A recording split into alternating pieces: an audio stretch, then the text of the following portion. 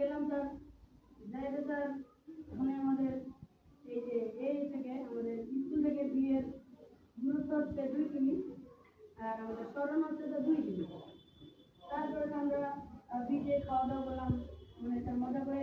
এখন আবার যাবো একটা অন্য জায়গায়, জায়গাটার নাম হচ্ছে সিজার।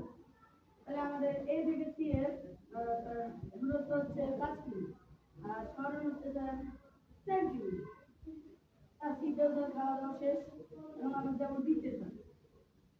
এই বিচে যায় স্যার আমাদের দূরত্ব হচ্ছে 7 কিমি, আর স্মরণ হচ্ছে 5 কিমি।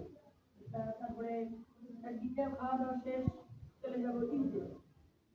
ইতে স্যার আমাদের তার দূরত্ব হচ্ছে 10 কিমি, আর স্মরণ হচ্ছে 4 কিমি। তার ইতে খাওয়া দাওয়া শেষ, এখন আবার স্কুলে আসে, সবাই মিলে বাড়ি চলে যাবো। স্যার এই আবার স্কুলে আসলাম, স্কুলে এসে আমাদের দূরত্ব হবে, মোট যে ঘুরে আসলাম স্যার দূরত্ব হবে 14 কিলোমিটার, আর স্মরণ হচ্ছে 4 কিমি। আর এখান থেকে আমরা বুঝতে পারছি যে এখান থেকে আমরা বুঝতে পারি যে দূরত্ব কখনো স্মরণের দূরত্ব কখনো দূরত্ব সবসময় স্মরণের বেশি হয়, অথবা স্মরণের সমান হয়, কিন্তু স্মরণের চেয়ে কম হতে পারে না।